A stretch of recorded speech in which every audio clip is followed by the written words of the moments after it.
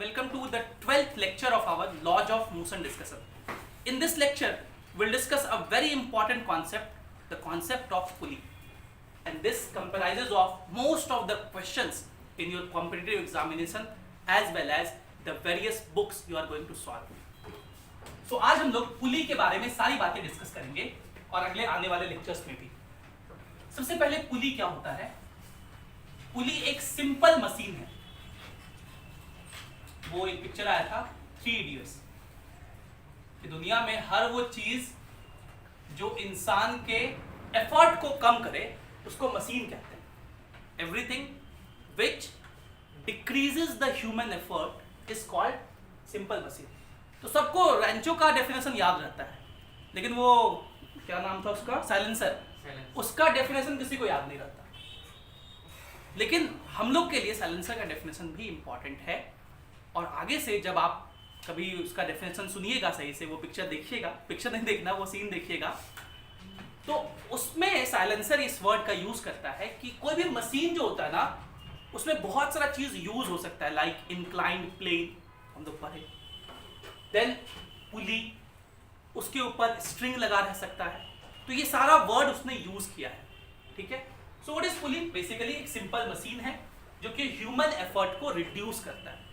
ठीक है. एक सिंपल मशीन है जो कि ह्यूमन एफर्ट को रिड्यूस करता है. Reduces human effort. कैसे? By changing the direction of force. ज्यादा काम नहीं करता ये, बस एक ही काम करता है, डायरेक्शन ऑफ फोर्स को ये चेंज कर देता है. And bye changing the direction of force it can provide mechanical advantage. Human effort को रिड्यूस करने को ही हम लोग मैकेनिक्स में या मैकेनिकल इंजीनियरिंग में इसको मैकेनिकल एडवांटेज कहते हैं. मतलब वह कोई भी प्रोसेस जिसके थ्रू एफर्ट हमारा घट जाए, कम मेहनत करना पड़े, रिजल्ट सेम आ जाए, तो उस सारे चीज को हम लोग मैकेनिकल एडवांटेज कहेंगे. और पुली यही काम करता है. आप पूछिए कैसे करता है सर? देखिए हम एग्जांपल्स आपको समझाते हैं. ये एग्जांपल आपके एनसीईआरटी से ही उठाया गया है. एक बार क्या हुआ, जो राइटर है बुक के, वो एनसीईआरटी तो बहुत लोग लिखते हैं, तो जो राइटर है वो जाते हैं एक गांव में, और उस गांव में देखिए एक आदमी था. ये देखिए वो आदमी है, और ये आदमी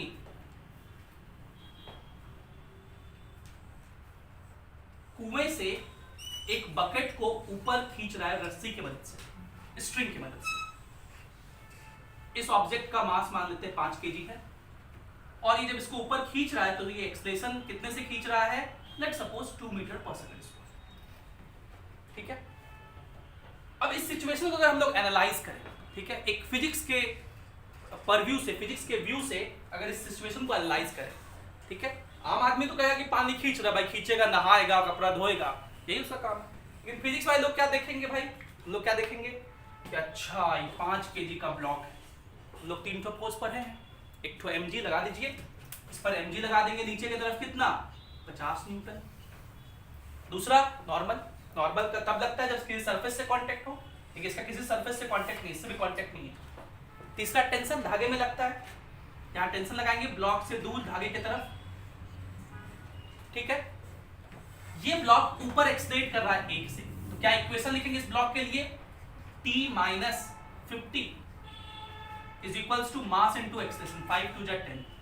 तो T कितना हो गया? 60 न्यूटन. No problem. अब अगर इस आदमी का एफबीडी बनाए, मान लेते हैं इस आदमी का वजन 60 किलो. ये आदमी तो रुका हुआ है, ऐसा नहीं कि आदमी नीचे गिर गया या हवा में उड़ रहा है, ऐसा तो कुछ नहीं है. इस आदमी को रुके रहना है, ऐसा नहीं कि ये आदमी वेल में, कुआं में कूद जाए, गिर जाए, तो दिक्कत ही हो जाएगा भाई, पानी ही नहीं आएगा. इस आदमी को मुझे रुके रहना है, और ये आदमी काम कर रहा है, एफर्ट लगा रहा है, और सिर्फ इस पानी को खींचना ही उसका एफर्ट नहीं है, एक और एफर्ट लगा रहा है ये मैन, जो कि लोगों को दिखता नहीं है. फिर हम लोग फिजिक्स के स्टूडेंट हैं, तो हम लोग को वो भी चीज देखना है. देखिए इस आदमी का एक और एफर्ट देखिए.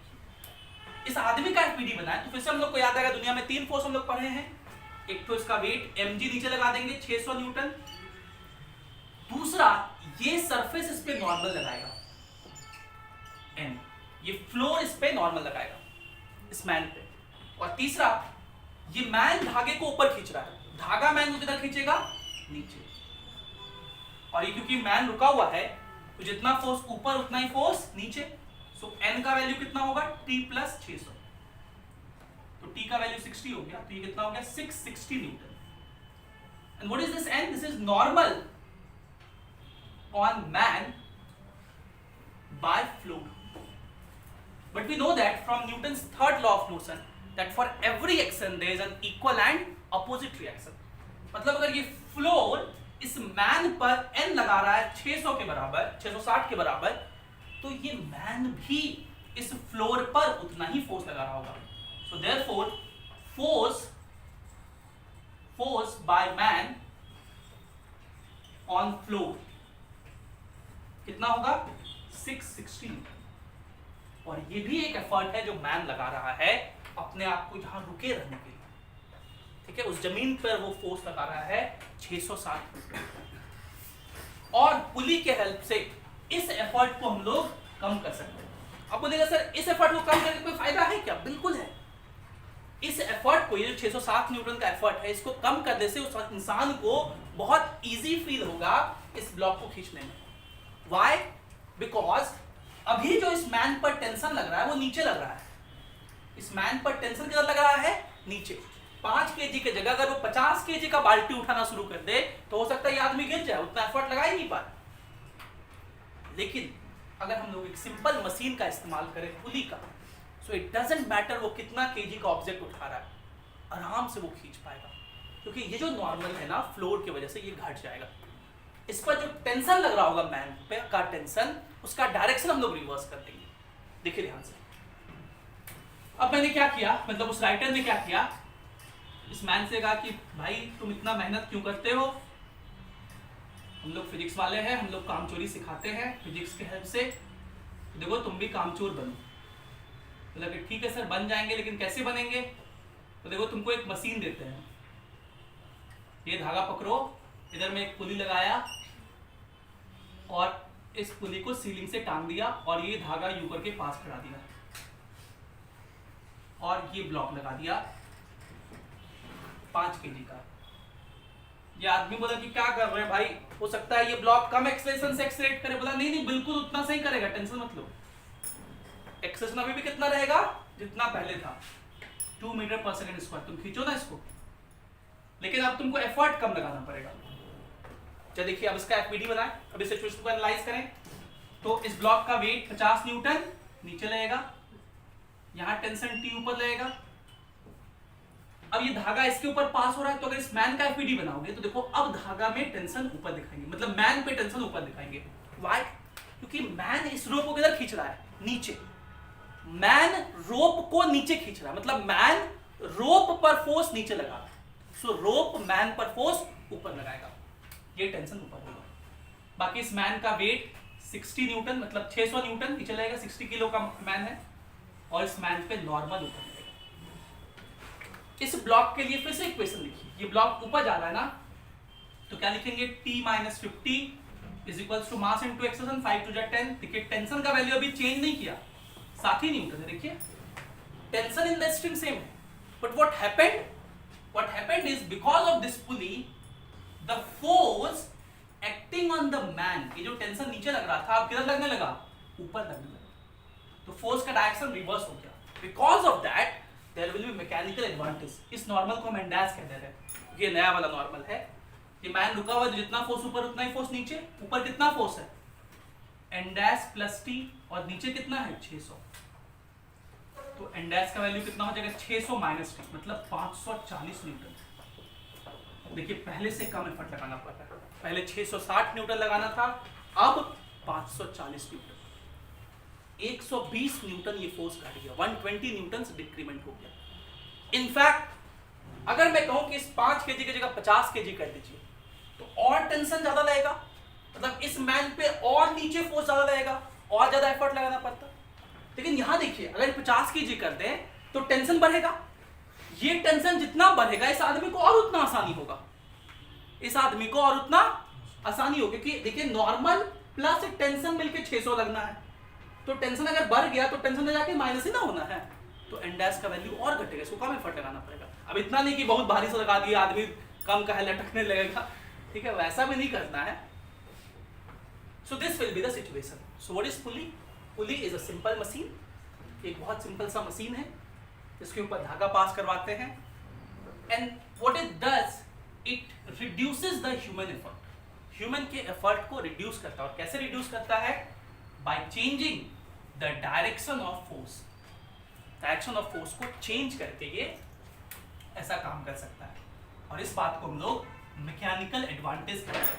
So you can also right the pulley provides mechanical advantage, मतलब रिड्यूसेस ह्यूमन एफर्ट। एक बात और, हम लोग के सिलेबस में आइडियल पुली है, हम लोग के सिलेबस में आइडियल पुली है।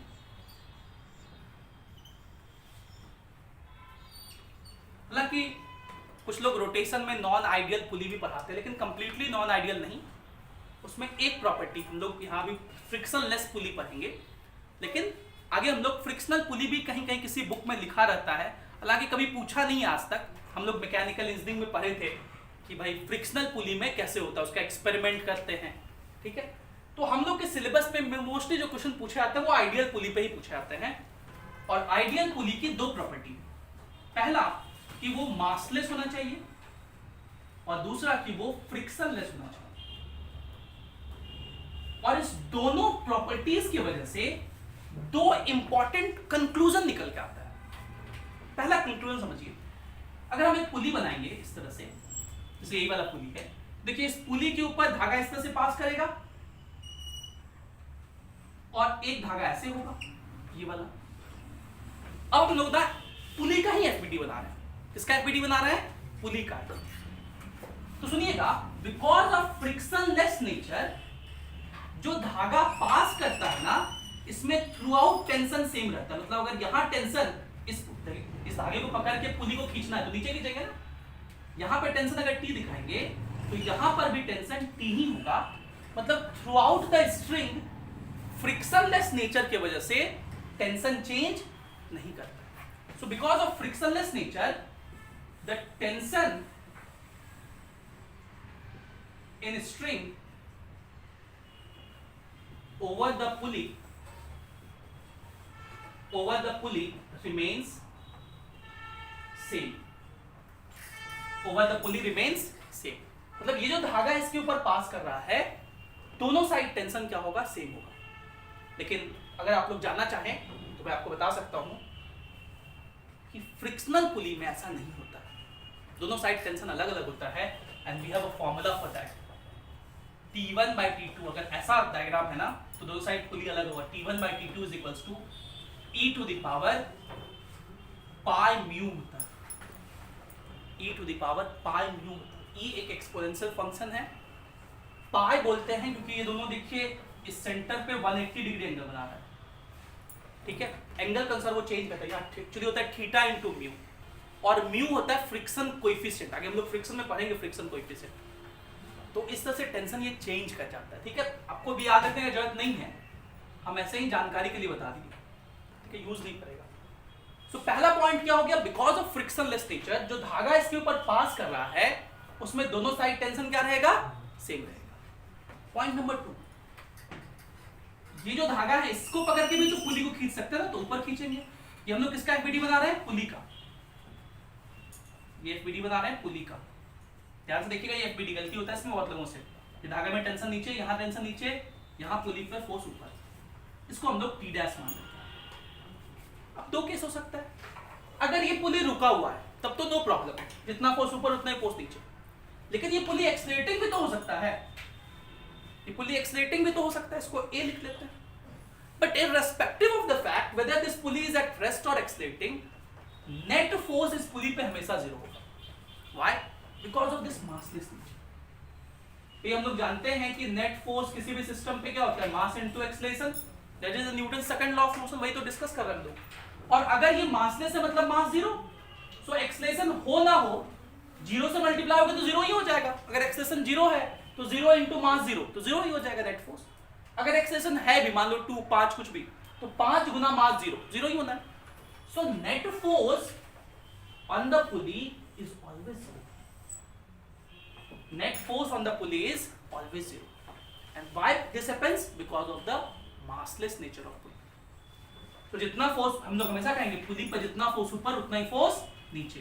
तो ऊपर फोर्स है T डैश, नीचे है T प्लस T 2T, तो T dash is equals to 2T। तो आप चाहें तो ये 2 पॉइंट इंपॉर्टेंट लिख सकते हैं। देखिए, because of frictionless nature of pulley, because of frictionless nature of pulley, the tension in string passing over the pulley remains same on the both side, remains same on the both side, and because of massless nature of pulley, comma, the net force on the pulley is always 0.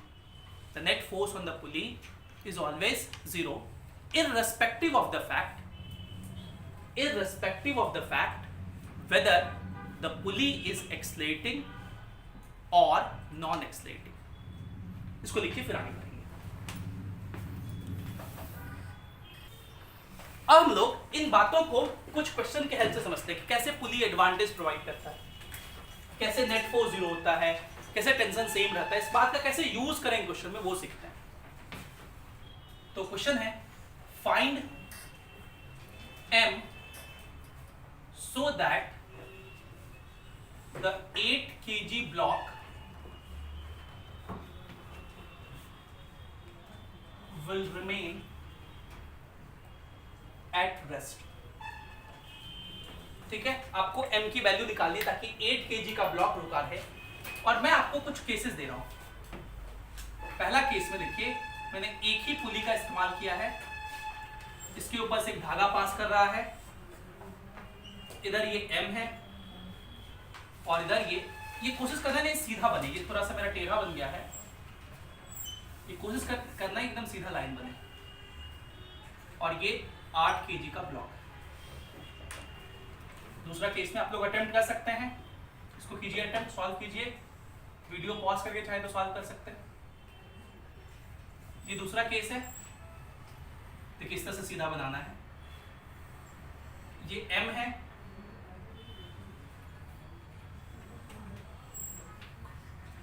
इस बार मैंने 2 पुली का इस्तेमाल किया।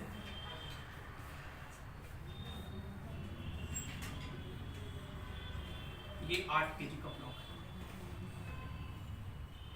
तीसरा case ये हो सकता है,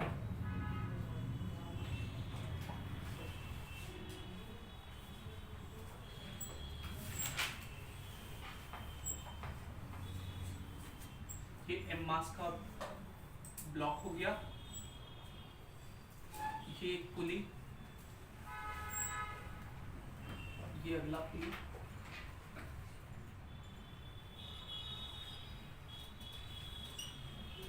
और ये 8 kg हो गया। फोर्थ केस ऐसा हो सकता है,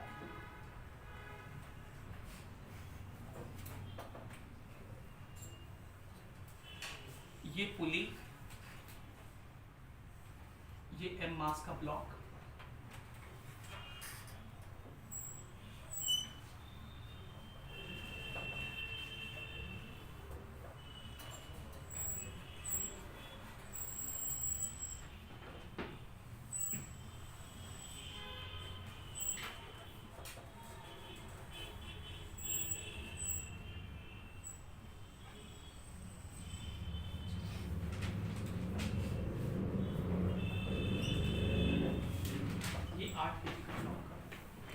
मैंने कुछ 4 सिस्टम आपको दिखाए हैं और हर केस में निकालना है कि ये m की वैल्यू क्या हो ताकि 8 kg का ब्लॉक बैलेंस हो सके। सबसे पहले आप क्या कीजिए, इस ब्लॉक का एफबीडी बनाइए। इसका वेट 80 न्यूटन नीचे रहेगा। इस धागे में टेंशन TSL रहेगा। ये सेम धागा है, देखो पुली से पास कर रहा है, सेम धागे में टेंशन सेम रहता है, सेम स्ट्रिंग में टेंशन सेम रहता है, तो ये पूरा टेंशन सेम रहेगा। यही T रहेगा, इस ब्लॉक पर भी टेंशन T ऊपर रहेगा और इस ब्लॉक का वेट mg नीचे रहेगा। ये सिस्टम तो रुका हुआ है, ये सिस्टम रुका हुआ है मतलब ये 8 kg का ब्लॉक भी रुका हुआ है, m kg का भी ब्लॉक रुका हुआ है। तो ये mkg का ब्लॉक अगर रुका हुआ है तो जितना फोर्स ऊपर उतना ही फोर्स नीचे, तो T का वैल्यू क्या लिखेंगे mg, और ये ब्लॉक भी रुका हुआ, जितना फोर्स ऊपर उतना ही फोर्स नीचे, मतलब T का वैल्यू 80, 80 लिख दिए, G का वैल्यू 10, तो M का वैल्यू 8 kg। मतलब इस 8 kg को रोकने के लिए मुझे इधर साइड भी 8 kg ही रखना पड़ेगा, तभी ऐसा होगा। अच्छा, इसमें चलते हैं। अब देखिए यहाँ पे 3-3 धागा है, यहाँ पे ये वाला धागा जो है वो इंपॉर्टेंट नहीं रखता है, सीलिंग से जो बंधा हुआ है, लेकिन यहाँ पे 3-3 धागा देखिए, ये वाला इसका तो इंपॉर्टेंस नहीं है, एक ये लंबा सा जो दिख रहा है, दूसरा ये। आप किसी भी धागे से टेंशन लेना शुरू कर सकते हैं, लेकिन अभी मैं आपको आसानी के लिए कह रहा हूं कि आप जो सबसे लंबा धागा दिखे ना उससे टेंशन लो, ठीक है। वैसे अगले आते आते मैं ये बता दूंगा किसी में भी टेंशन ले सकते हैं, बात बराबर है, लेकिन अभी आसानी के लिए समझने में ज्यादा आसान हो, क्योंकि अभी आप शुरुआती लेक्चर कर रहे हो। पहला 2-3 क्वेश्चन में आप जो लंबा धागा दिखे उसमें टेंशन बनाओ, ठीक है। तो सबसे लंबा धागा ये वाला है, इससे हम लोग शुरू करते हैं। देखिए यहाँ टेंशन T ऊपर और इसका वेट mg नीचे। अब देखिए यही धागा यूं करके पास कर रहा है ना थ्रू आउट, तो सब जगह टेंशन सेम रहेगा। इस पुली का FBD बना लेते हैं, तो इस पुली पर टेंशन T ऐसा लगेगा। देखिए पुली को आप ब्लॉक ऐसा ट्रीट कीजिए, तो ब्लॉक से दूर धागे की तरफ, यहाँ टेंशन T इधर। और हम लोग जानते हैं कि किसी पुली पर नेट फोर्स 0 होता है, तो इस पुली पर देखिए नेट फोर्स 2T ऊपर लग रहा है, तो नीचे भी कितना लगेगा 2T, ताकि इस ब्लॉक पर, इस पुली पर नेट फोर्स 0 मेंटेन रहे, क्योंकि पुली मासलेस होता है, नेट फोर्स 0 होता है, तो जितना फोर्स ऊपर उतना ही फोर्स नीचे, तो 2T ऊपर 2T नीचे। अब ये सेम धागा है, इसमें टेंशन सेम होगा, तो इस ब्लॉक पर टेंशन 2T ऊपर लगाएंगे। देखिए यहां भी गलती होता है, बहुत लोग गलती करते हैं बार बार, पहले ध्यान से देखिए, FBD सही से बनाना है। ये जो 2T मैंने दिखाया ना नीचे, ये इस पुली पर लग रहा है, ब्लॉक पर नहीं, मतलब इस धागे की वजह से इस पुली पर टेंशन 2T नीचे लग रहा है। अब ये सेम धागा है, इस ब्लॉक पर टेंशन 2T लगेगा, लेकिन किधर लगेगा, ऊपर, ब्लॉक से दूर धागे की तरफ। तो बच्चा लोग क्या कहते हैं, आधा ये एक ही बनाया दूसरा बनाया नहीं, ये गलत है, क्योंकि आगे यूज पड़ेगा उसका। ये 2T ऊपर, इसका वेट 80 न्यूटन नीचे, ठीक है। तो ये सिस्टम रुका हुआ है, तो जितना फोर्स ऊपर उतना ही फोर्स नीचे, तो T = mg, और यहाँ क्या लिखेंगे 2T = 80, तो T = 40, तो m = क्या हो जाएगा 4 kg। See, this is the mechanical advantage I was talking about. This time you can balance this 8 kg with the help of a mass of 4 kg only. This is how the pulley arrangement, pulley block system arrangement can provide you mechanical advantage. फिर चलिए यहाँ चलते हैं, फिर से समझिए, जितनी बातें मैंने यहाँ कराई फिर से मैं समझा रहा हूँ। देखिए सबसे लंबा धागा तो ये वाला दिख रहा है, यहाँ पे टेंशन T ऊपर, सेम धागा है। देखिए इस पुली पर टेंशन T ऊपर दिखाएंगे, इस पुली पर भी टेंशन T ऊपर दिखाएंगे, यहाँ टेंशन 2T नीचे होगा, क्योंकि पुली पर नेट फोर्स 0 रखना है, जितना फोर्स ऊपर उतना ही फोर्स नीचे। सेम धागा, यहाँ पर टेंशन 2T ऊपर, ये धागा यहाँ पास किया, यहाँ से पास करते हुए यहाँ आया, इस वाले धागे में टेंशन कितना है T है, तो यहाँ पर टेंशन T ऊपर। धागा ध्यान से देखना है, देखिए ये वाला धागा सेम है, टेंशन देखिए T, यहाँ T, यहाँ TT, तो इस वाले धागे में 2T हो गया, क्योंकि ये धागा अलग था। FBD बताइए, इसका वेट mg नीचे और ये 80 न्यूटन नीचे, तो यहाँ से T = mg, क्योंकि ब्लॉक रुका हुआ है, और यहाँ से 3T = 80, तो T = 80/3, तो G से 10 से ये कट गया, तो M = 8/3, तो 2.67 kg।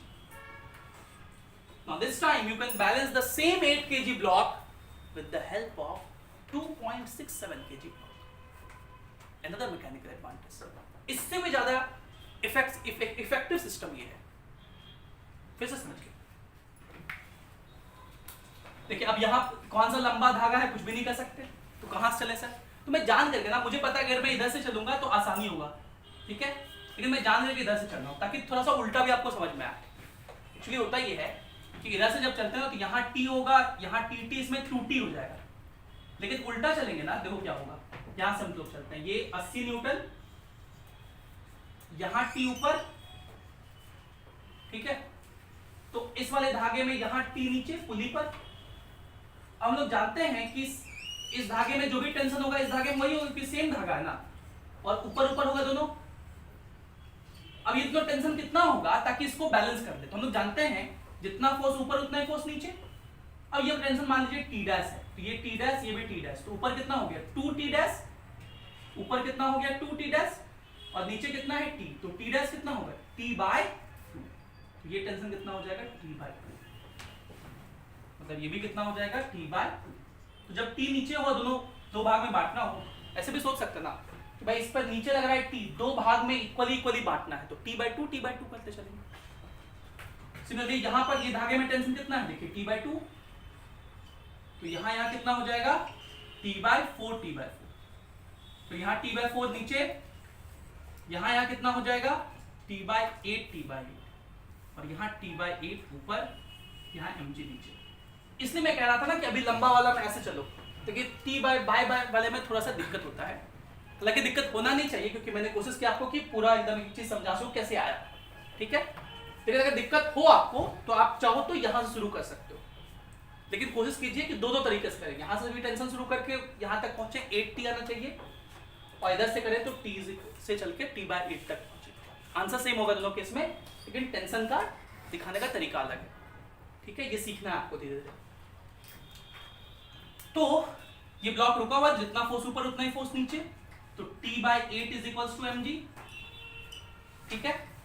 और ये ब्लॉक भी रुका हुआ, तो t का वैल्यू 80, तो 80 बाय 8 हो जाएगा, 80 by 8 is equals to mg, तो 8 और g से डिवाइड हो तो m is equals to 0.8 kg. Another mechanical advantage. Now this time,